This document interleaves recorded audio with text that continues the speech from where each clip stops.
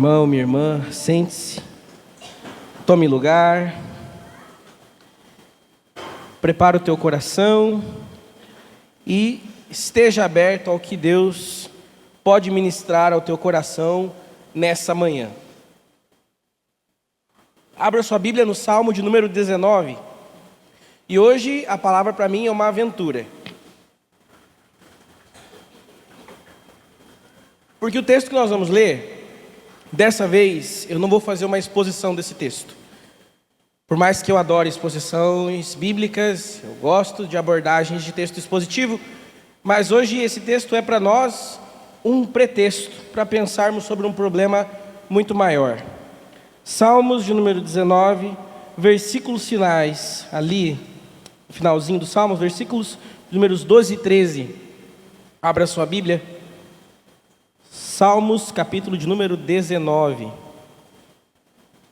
Vamos ler a palavra do Senhor? Diz assim: quem pode...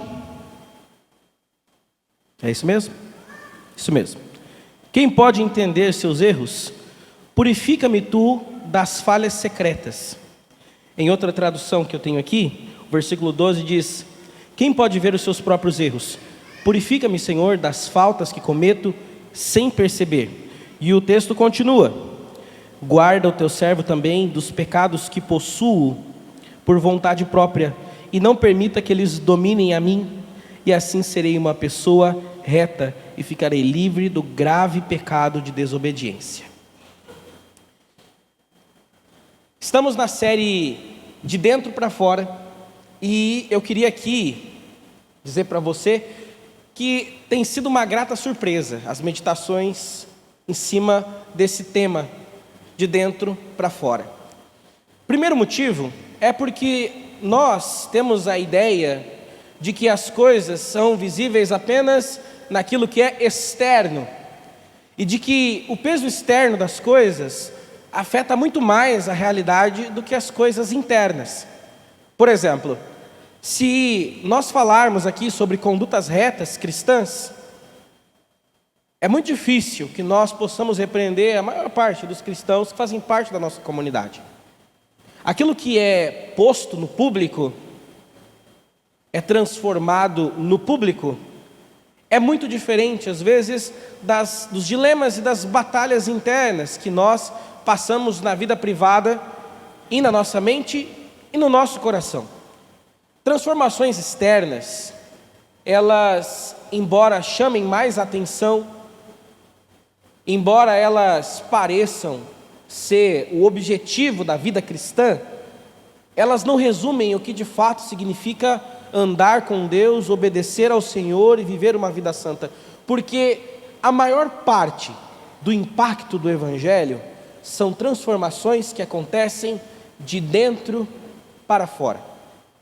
Isso não está no esboço, mas algumas semanas atrás eu tive no culto jovem falando com a gurizada, e durante o tempo de ministração o Senhor me lembrou sobre uma experiência que eu tive com Deus, na qual, depois de muito tempo convivendo na minha família, eu cresci ouvindo que alguns dos meus tios, a cada 10 palavras, 11 eram mentira. Então, no ambiente da minha família, estar mentindo, estar em inverdades, era uma cultura comum. Em algum momento, depois da minha conversão, eu me deparei com uma semana onde eu tive a oportunidade de me livrar de um problema mentindo, e eu não o fiz. E eu entendi que o Senhor tinha operado na minha vida um milagre poderoso, porque havia então uma ruptura de comportamento. Enxerguei, a partir dali, que as grandes experiências que nós temos com Deus são as experiências que nos transformam de dentro para fora, e não ao contrário. Eu venho de uma igreja muito pequena, e na igreja pequena, isso também não está no sermão, eu tive contato com gente de tudo quanto é tipo de comunidade. Igreja pequena, a gente se junta com outras igrejas pequenas, fazemos eventos juntos, e eu me lembro de um dia que nós estávamos ouvindo o DVD Rio, da Nívia Soares. Durante uma das músicas do Espontâneo, se não me engano, após a música Rio, inclusive, que é uma excelente música, Nós tivemos um tempo com Deus e foi tremendo. Nós orávamos, chorávamos. E eu lembro que um dos meninos que estava conosco, as cadeiras eram todas de plástico, derrubou todas as cadeiras rolando assim. E a gente gritava. E era grito assim, grito. Igreja Peniel, onde eu me converti, é uma igreja, doutrinariamente falando, pentecostal. Então, quando o pastor entrou, nada deveria ser surpresa. Mas o pastor repreendeu todos os jovens, pediu que todos se assentassem, e ali ele nos deu uma pastoral que eu nunca vou me esquecer. Nunca vou me esquecer. Porque era de madrugada, os vizinhos da igreja estavam incomodados e nós estávamos aos berros sobre algo que nós não conseguimos nem explicar o que nós estávamos pensando, sentindo ou entendendo.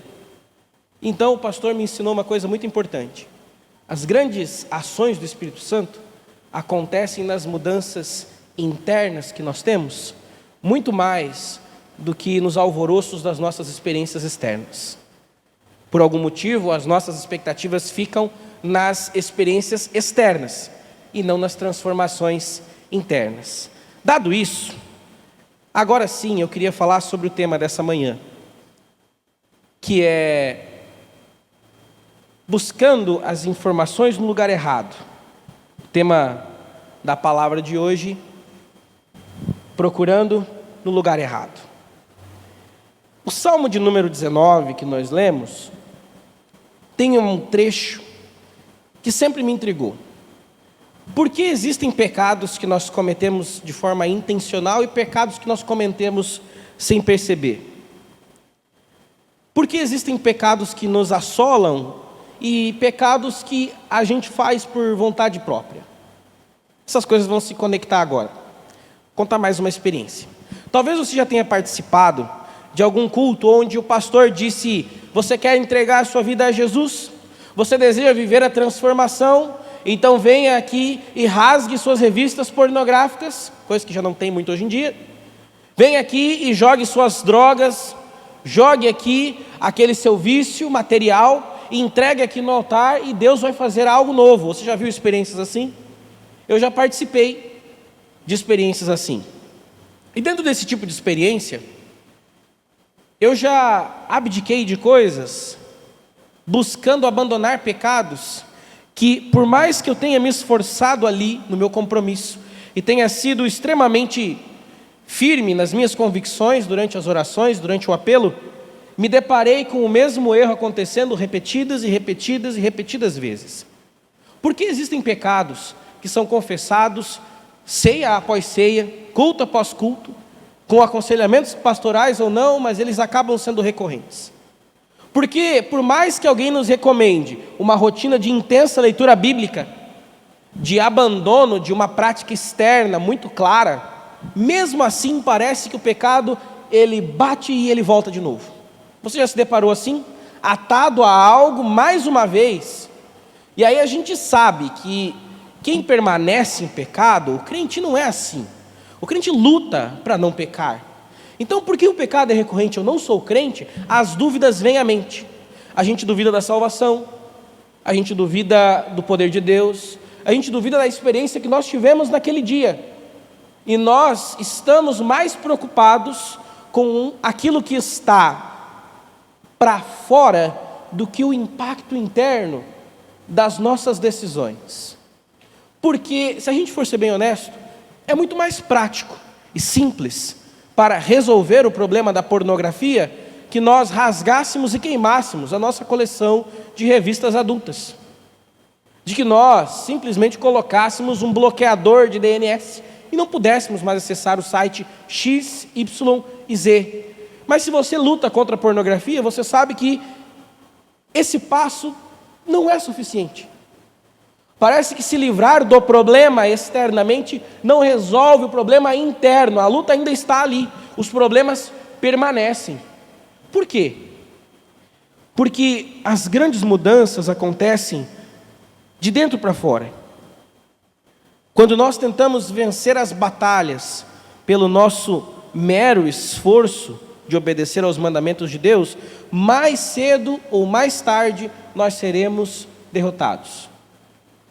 E na verdade nós podemos até nos deparar com duas possibilidades.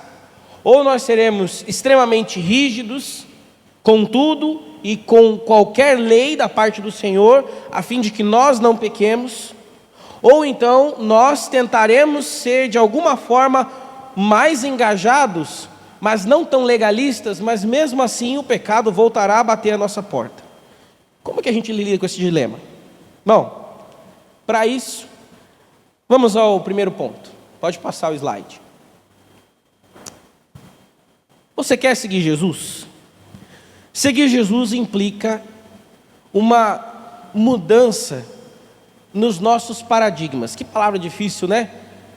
Significa uma mudança nos nossos padrões, na lógica como a nossa mente funciona.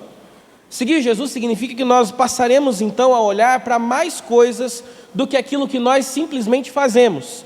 A exemplo disso, basta olhar para as Escrituras, um grupo de um partido judaico que vivia em embates de ideias com Jesus, chamados fariseus. Por que existem tantas repreensões aos fariseus? Eu vou pausar um pouquinho a ideia do sermão para te explicar um pouquinho sobre a mentalidade farisaica. A mentalidade farisaica funciona mais ou menos assim. Durante muito tempo se construiu a ideia e a cultura do reino, e então alguém vem e diz, na verdade não é bem assim. Na cabeça dos fariseus, que escutam essa tradição oral, desde seus antepassados, passando para os seus avós, pais, até chegar neles e agora ensinando aos seus filhos, ouvir que algo não é bem daquele jeito é praticamente uma ofensa. Então quando Jesus vai num sábado e cospe na terra, mistura ali e trabalha no sábado, esse homem está cometendo um absurdo. A mentalidade protetiva dos fariseus nos mostra uma preocupação em zelar pela lei. É errado zelar pela lei? Sim ou não? É claro que não. O pecado dos fariseus em nenhum momento está no zelo pela lei. Em nenhum momento. O pecado dos fariseus está no fato de que observar apenas a lei de forma legalista nos faz não lidar com o grande problema que nós temos nas nossas mãos, que é o pecado que está em nosso coração.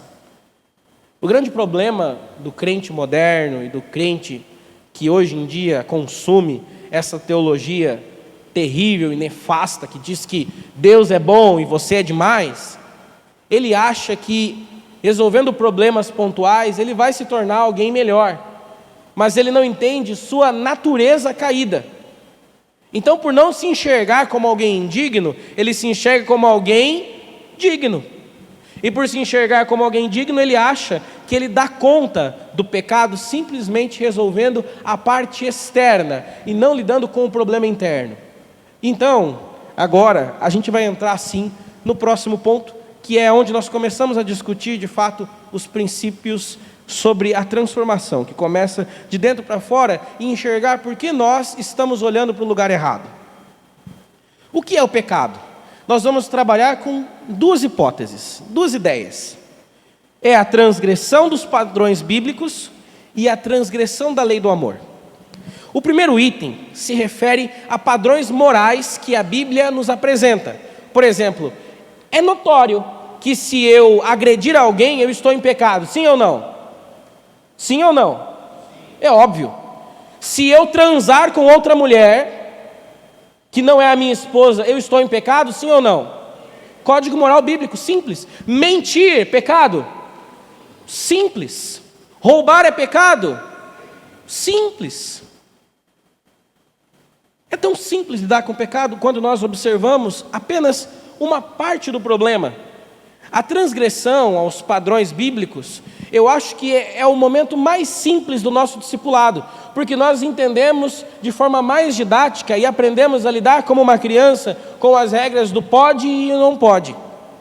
O problema é que quando a gente estaciona apenas aí, a nossa espiritualidade se resume em uma lista do que eu posso ou não fazer. E aí basta você acessar o perfil no YouTube de qualquer pastor famoso E você vai observar que as grandes perguntas que ele está respondendo é se eu posso fazer isso, se eu não posso fazer aquilo. Aquele pastor mineiro também fala lá no Instagram dele, recebe um monte de caixinhas de pergunta. Eu posso fazer isso, eu posso fazer aquilo. Quando nós achamos que o pecado se está lidando apenas com a parte externa das nossas práticas, a gente acha que a vida cristã é um monte de pode e não pode. E é por isso que crentes imaturos abandonam o caminho do Senhor, porque não conseguem aguentar uma vida de pode e não pode.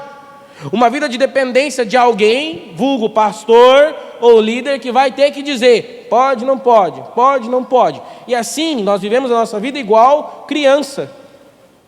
Quando olhamos apenas para esse aspecto, adotamos uma postura farisaica, ou vivemos o dilema da frustração e culpa. Aqui uma pausa. Existe um filósofo alemão chamado Arthur Schopenhauer.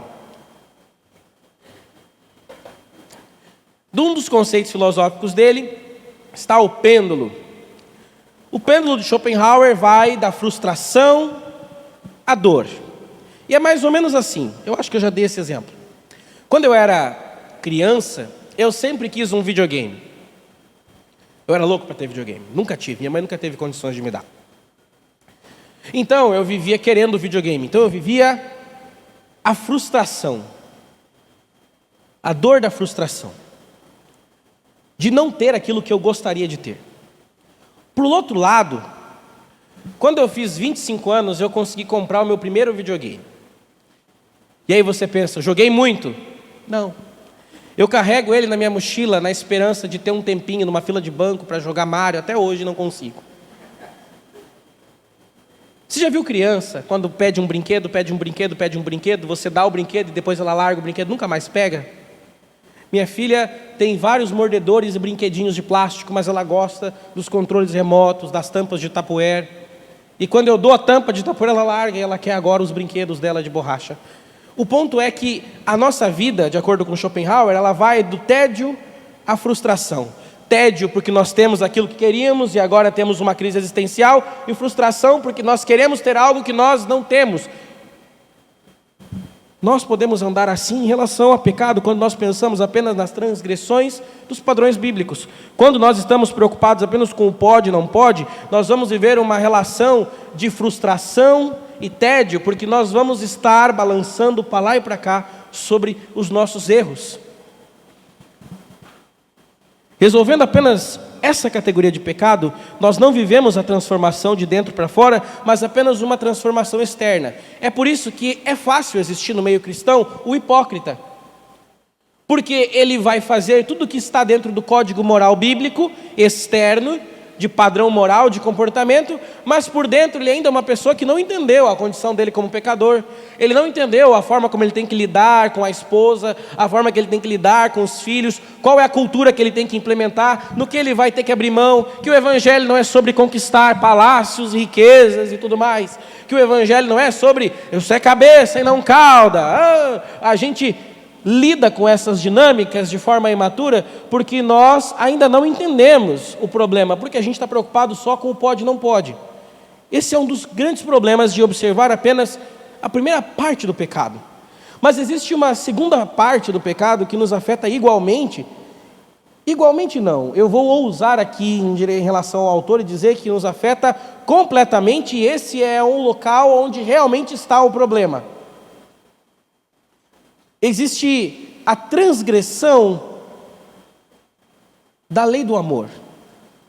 Se por um lado eu preciso lidar com um código moral bíblico, existe sim uma moralidade que nós devemos seguir, que nós precisamos sim buscar viver em padrões de santidade, de justiça, de misericórdia, de fé. O problema não está em zelar pela doutrina, mas em viver apenas em função disso. A lei tem por finalidade que nós tenhamos um bom relacionamento com Deus e com os outros. É para isso que tem a segunda parte. Quando nós estamos em pecado, estamos transgredindo a lei do amor. O que é a lei do amor? O que está implícito no convite de Jesus é que nós teremos que nos preocupar não apenas com os pecados visíveis, mas com os hábitos e atitudes em que nós transgredimos essa lei do amor. Deus pede que renunciemos o nosso anseio de satisfação total e confiemos na promessa de uma vida melhor. Como nós pecamos contra a lei do amor?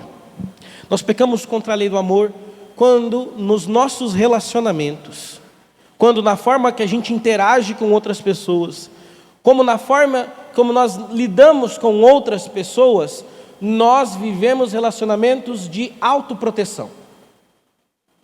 Por que autoproteção? Quando eu estou mais preocupado com o quanto me abrir ou me permitir ser cuidado vai interferir na minha relação comigo mesmo, do que com o fato de que eu preciso me abrir e lidar com outras pessoas. É aí que mora o grande problema. Boa parte do nosso sofrimento tem a origem nos nossos relacionamentos. Muita gente fechada pode ser fechada porque os pais foram ausentes, frívolos. Muita gente extremamente dada e aberta até demais pode ser assim porque sente carência de atenção. A maior parte dos nossos problemas, dos nossos pecados, das nossas falhas comportamentais está relacionada ao fato de que nós estamos com relacionamentos quebrados.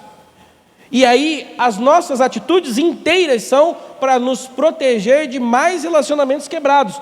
Só que existe uma coisa: quando nós nos relacionamos com Deus, Ele nos muda e nos leva a viver a cultura do reino. E então a nossa mentalidade não é a mesma de antes. Um crente fechado para relacionamentos não entendeu o que é ser crente.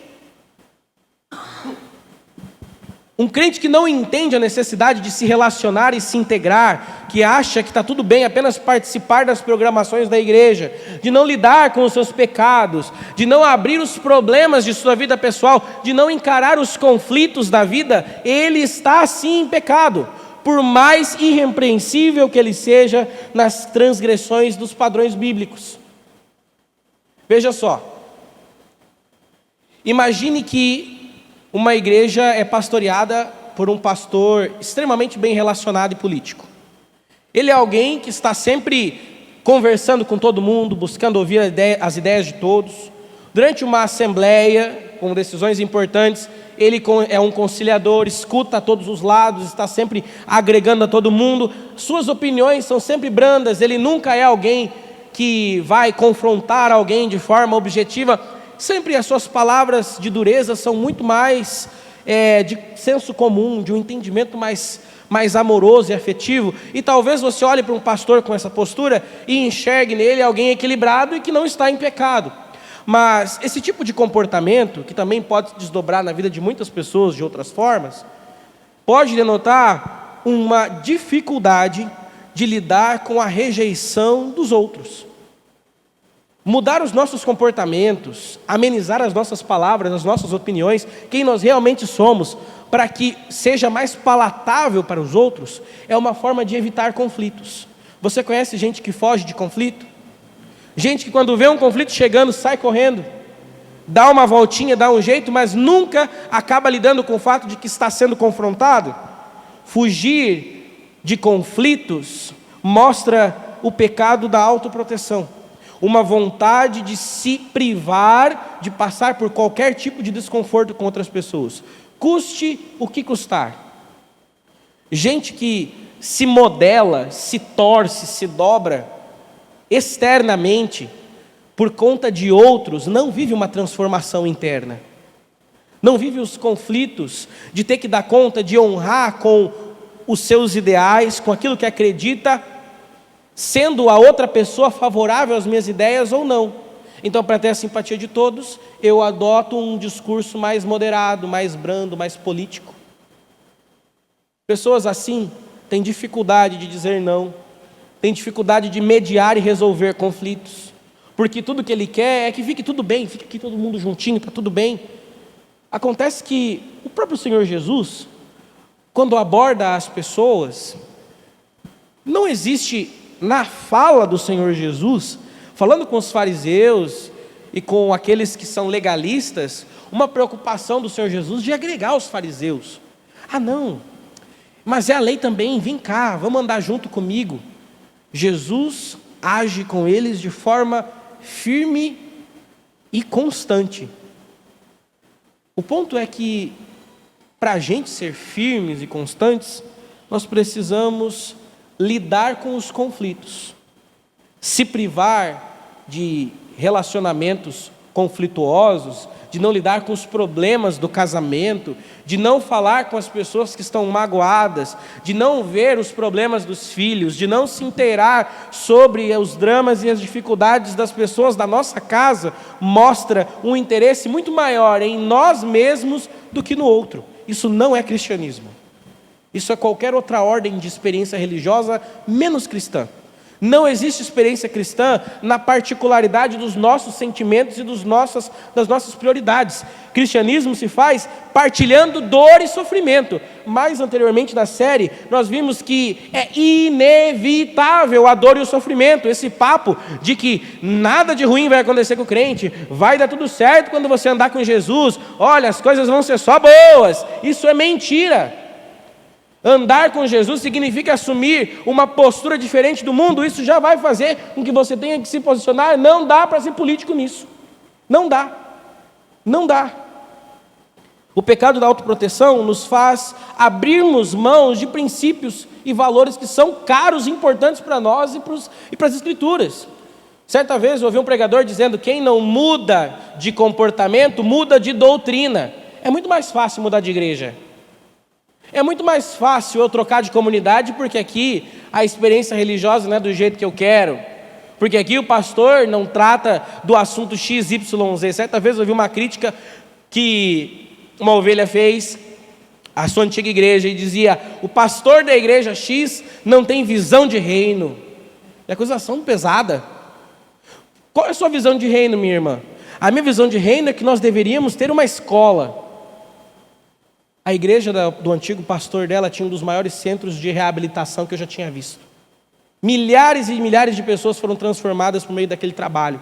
A visão só não era a dela, mas a visão de reino estava ali.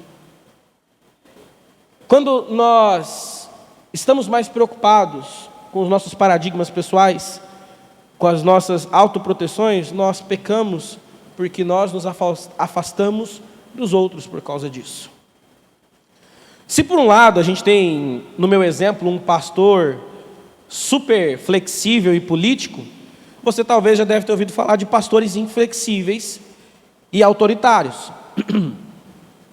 Pastores inflexíveis e autoritários também estão em pecado, e aqui eles são um exemplo, e você aplica isso nas áreas da sua vida que você conseguir imaginar, porque quando nós precisamos manter os outros sob controle, as coisas debaixo do meu controle, quando eu preciso ter tudo planejado, inclusive as práticas, as ações, as escolhas dos outros, eu estou também me protegendo de lidar com os conflitos e com as frustrações. Gente autoritária é tão pecaminosa quanto gente que é extremamente flexível e nebulosa. Gente autoritária mascara as suas inseguranças em controle. Eu preciso controlar, eu preciso ser totalitário, porque só assim eu entendo que não haverá frustração, não haverá conflitos, não haverá escape para que aconteça algo fora do que eu planejei. Dureza e rigidez também mostram que há imaturidade para lidar com conflitos. Autoritarismo é uma forma pecaminosa de manter as pessoas sob nosso controle. Gente controladora transgride a lei do amor porque em suas confrontações não estão sendo motivadas pelo crescimento de outras pessoas, mas e nem menos ainda no bem comum, mas sim na sua necessidade de controle. Muitas pessoas assim confundem ceder com fraqueza. Ceder não é ser fraco. Ceder não é se fazer menos do que os outros. Sabe quando você erra com alguém e você não consegue reconhecer que você errou com alguém, então tudo que você faz é dar uma desconversada? Porque você é uma figura de autoridade dentro da sua casa, você não pode pedir perdão para os seus filhos porque você é a autoridade dentro da sua casa. Você não pode pedir perdão para sua esposa porque você é o homem que tem que ser honrado. Quando nós agimos assim, estamos num pecado de orgulho absurdo, porque nós só estamos preocupados com as coisas que nos afetam, e não com a edificação do outro, não com o cuidado do outro. Por isso que é tão difícil a gente reconhecer que nós erramos, que nós nos excedemos, que julgamos errado, que nós falamos de forma precipitada. É tão difícil. Se o principal propósito da nossa existência é amar aos outros como Deus nos ama, a atitude de dar a prioridade à nossa segurança contraria esse desígnio. Quando nós somos dominados pela necessidade de autoproteção, nós nos fechamos em nós mesmos e criamos ambientes e amizades convenientes, amigos bajuladores, ou ainda nós limitamos a nossa capacidade de criar e gerar discípulos para a glória de Deus, porque nós estamos mais preocupados com o que vai nos afetar ou não. Nós não sabemos amar por quê? A resposta é simples. Ao invés de confiarmos em Deus, abandonando a autoproteção, nós lidamos cada vez mais com a necessidade de controlar tudo. Andar com Deus é confiar de que nós podemos, sim, nos entregar a se relacionar com outras pessoas, independente da probabilidade, por mais alta que ela seja, de que nós seremos frustrados. Eu ouvi uma frase que eu usei por muito tempo, que é: nenhuma boa ação fica impune, nenhuma boa ação fica sem punição. Você faz uma coisa boa para alguém, a pessoa vai lá e vai apunhalar você, vai furar o teu olho, vai dar uma facada nas suas costas. O ponto é que você conhece gente que é cheio daquelas frases de Facebook, do tipo: eu não confio em ninguém, não confie nas pessoas, não sei o que, não abre o seu coração para qualquer um. Gente que é cheia de armaduras e proteções, é gente frustrada, é gente que não sabe confiar, não sabe se relacionar. O Evangelho é sobre se relacionar e aprender a ensinar outras pessoas a se relacionar.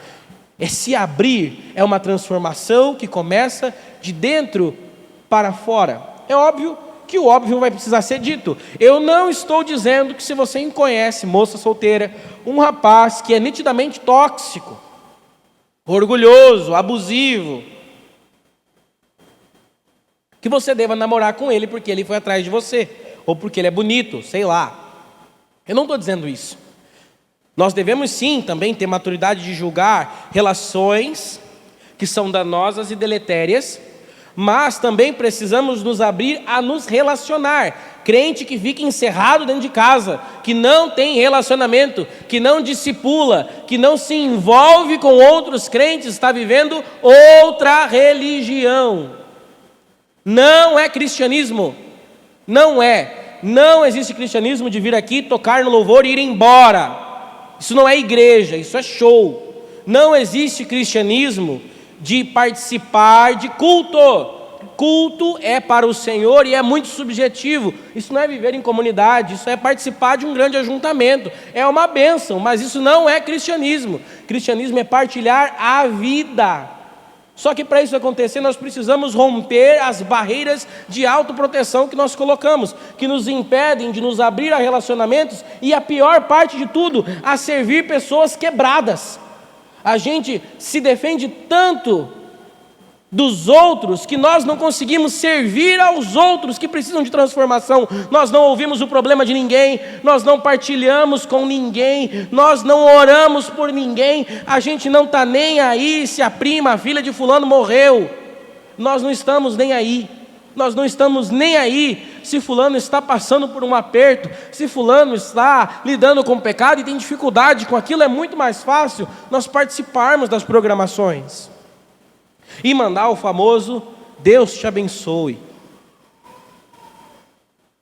Uma vez eu ouvi alguém que passou por uma internação dizendo: venha ficar comigo, venha ficar comigo, no telefone. E a pessoa do outro lado da linha disse: vai dar tudo certo, Deus te abençoe. Aquele Deus te abençoe é um fique sozinho, é um se vira aí. Você e Deus, tá jóia. Nós não fomos chamados para viver assim. Nós somos chamados para partilhar daquilo que nós somos, temos e recebemos do Senhor. Isso pressupõe nos abrirmos. Já parou para pensar nisso? Parece que de repente o evangelho agora ficou mais difícil. É ou não é verdade? É difícil abrir a nossa casa, abrir o nosso coração, procurar o pastor. Como tem gente que não procura a gente para pedir ajuda. Na hora que eu dou vontade de falar assim, pastor Richard, tem um gabinete super lotado, fala assim, eu tenho certeza que tem gente que a pessoa está com a perna machucada, a perna cai, mas não vai lá avisar o pastor que está doente. E aí depois fica emburrado que o pastor não veio atrás. É ou não é verdade, pastor? Acontece isso. O ponto é que, quando nós nos armamos das nossas cercas de autoproteção, nós impedimos que a beleza do Evangelho se manifeste na nossa vida em comunidade. Que nós possamos ser transformados através da partilha. Olha só, ao invés de nos confiarmos no Senhor, abandonando a autoproteção, lidando com mais leveza com os nossos relacionamentos, ao invés disso, nós preferimos ler mais a Bíblia, queimar revistas pornográficas e passar de largo pela fonte de águas vivas e pegamos paz para cavar cisternas em lugares rotos, em lugares quebrados.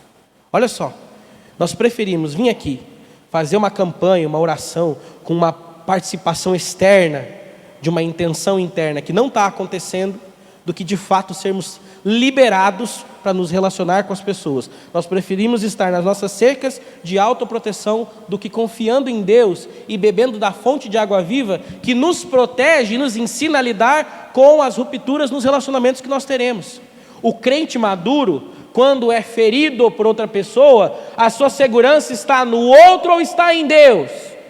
Está em Deus. É por isso que se outro nos fere, nós amamos e servimos e vamos à frente. Nós não ficamos ali milindrando, remoendo e mudando de igreja, porque teve gente que não nos cumprimentou durante o culto. Nós amadurecemos e vivemos de fato uma mensagem de transformação quando nós somos transformados de dentro para fora nas nossas cadeias internas. E aqui indo para o fechamento, porque era para ser um sermão breve, eu tinha prometido. Para experimentarmos a transformação de dentro para fora, precisamos nos arrepender da necessidade de autoproteção, compreendendo bem quem nós exteriorizamos para os outros, confiando de que Deus cuida dos nossos relacionamentos. Nós cavamos as nossas cisternas quebradas e continuaremos cavando enquanto nós não formos beber da fonte de águas vivas. Nós continuaremos pedindo perdão pelos nossos pecados intencionais, sim, porque precisamos buscar santidade e praticarmos a cultura do reino, mas precisamos também lidar com os pecados que nós cometemos sem perceber, com as friezas que nós plantamos sem perceber. A sua condição, meu irmão, desculpa te dizer isso, e eu vou resolver esse dilema depois. Você é pecado. Sim, é isso mesmo que você ouviu. Ah, mas a palavra diz que nós fomos redimidos. É claro, nós fomos livrados da pecha do pecado. Nós não damos conta de ganhar a salvação, mas no que depender de nós, não conseguimos ficar um dia sem pecar. Mas a palavra de Deus é para nós uma vírgula sobre a sentença do pecado e não um ponto final. Então, se nós vivíamos em pecados intencionais e não intencionais, agora nós podemos tratar dos pecados intencionais, sim, mas principalmente dos pecados não intencionais do nosso coração. A transformação começa de dentro para fora, não de fora para dentro. É por isso que importa muito mais o quanto de Deus nós botamos em prática do que o quanto de Deus nós conseguimos acumular de informação. É por isso que importa muito mais o quanto o Evangelho nos transforma do que o quanto nós achamos que sabemos a respeito do Evangelho. Nós precisamos viver transformação de dentro para fora. Amém?